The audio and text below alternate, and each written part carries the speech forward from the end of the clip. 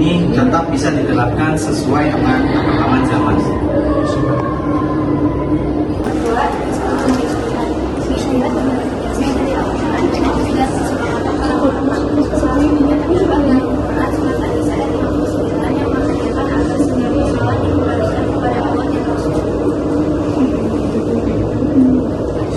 Lalu yang ketiga ada nama metode ijtihad.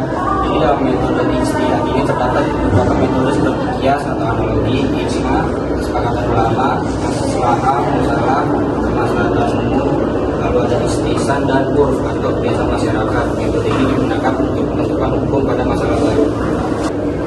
Lanjut di tujuan ijtihad, jadi di sini tujuan ijtihad adalah memberikan solusi terhadap persoalan baru, menyelesaikan hukum dengan perkembangan zaman dan menjaga kemaslahatan umat.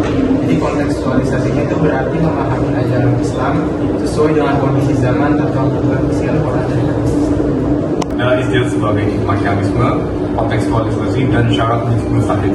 Itu ijtihad berfungsi menjawab persoalan modern dan menerapkan tujuan syariat dalam kehidupan. Orang yang melakukan ijtihad disebut mujtahid, yang harus memiliki ilmu agama yang mendalam, memahami Al-Quran dan Sunnah, serta memiliki sifat yang aman. Selanjutnya ada contoh hikmah dan kesimpulan.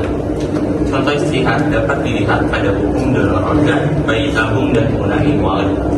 Hikmah ijtihad adalah membuat hukum Islam tetap relevan dan mampu menjawab tantangan zaman.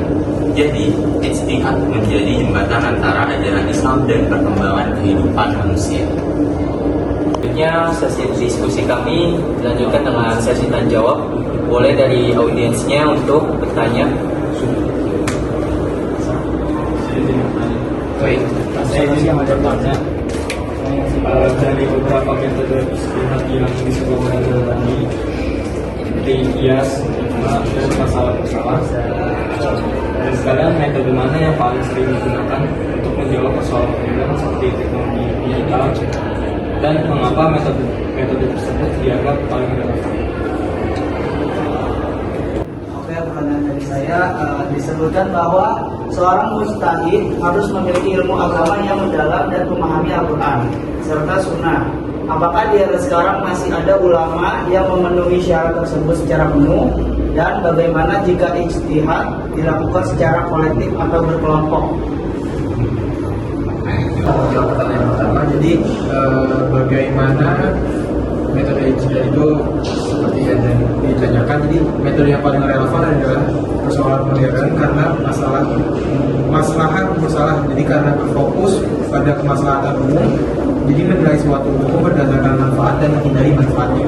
Jadi contohnya itu kayak penggunaan kawaler, dikaji apakah mengandung unsur riba atau tidak. Selain itu kias juga kadang sering digunakan sebagai mengharamkan narkoba dengan menarikkannya kepada khamar karena sama-sama merusak akal.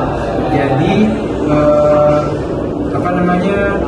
masih relevan lah terhadap prinsip syariat. Terima kasih.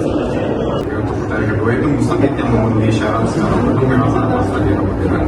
Namun ijtihad tidak berhenti, justru berkembang menjadi ijtihad jama'i, yaitu ijtihad yang dilakukan secara kolektif oleh sekelompok ulama yang saling melengkapi satu sama lain. Di Indonesia, hal ini dijalankan oleh lembaga seperti MUI, Bakat Mastur Masyair NU, dan Majelis Tahdid Muhammadiyah.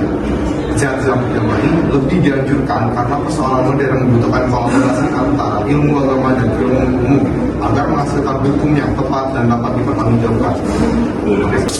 Sekian paparan dari kelompok 4, kurang lebihnya mohon maaf. Wassalamualaikum warahmatullahi wabarakatuh.